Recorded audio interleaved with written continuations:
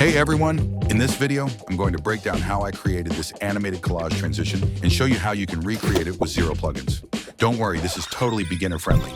Before we start, this breakdown will be shown in Adobe After Effects, but the same principles can still be applied if you're using other editing software. All you really need is a pen tool for masking and some grungy textures for extra stylization if you want. This effect is referenced from the collage animation sequences from the Long Shots music video, animated by the incredibly talented Vietnamese production house Anti Art. Another reference for this effect comes from Troy and Brown, who actually inspired the first reference. Their work is super cool, so be sure to check them out and give them lots of love. There are two types of transitions in this effect. Transition in, which pulls the cutout elements back into the clip, and transition out, which pushes them away. We'll start off with transition out first. For this breakdown, I'll only be animating a 1-second clip, so it's easier to follow.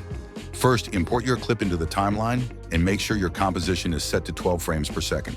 Since we're working at 12 frames per second, there will be 12 frames total. What you want to do is split the last 4 frames, freeze the footage from the beginning of that last clip, and then separate them into individual layers. So 4 separated layers at the end. Now we move to the first one. Before masking anything, duplicate these layers a few times. This will let you separate different cutout parts later, like the head, body, or any other elements you want to cut out. Always leaves the last one as background. Now use the pen tool and start masking whatever parts you want. Make sure each element is on its own individual layer. For this breakdown, I mask out 4 different parts. Take those cutout parts and scale them slightly bigger than the original footage. Add a bit of rotation and move the position just a little so the collage feels more dynamic and less flat.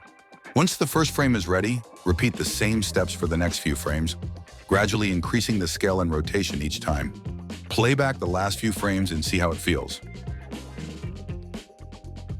If you're happy with it, do the same thing to the first few frames. Another method for this collage sequence is to mask directly within each frame, so there's no need to freeze the footage like the first method.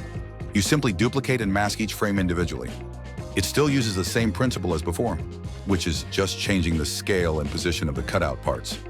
Duplicate and mask each frame individually. This method is more time-consuming, but combining it with frozen cutout clips can make the result look even better. And there you have it. For more stylization, you can add dark, grungy textures on top of all your layers and experiment with different blending modes. If you're using After Effects and want animated textures, you can apply this expressions to the position and rotation properties. That's it. Like the video, subscribe and comment what breakdown you want to see next. See ya!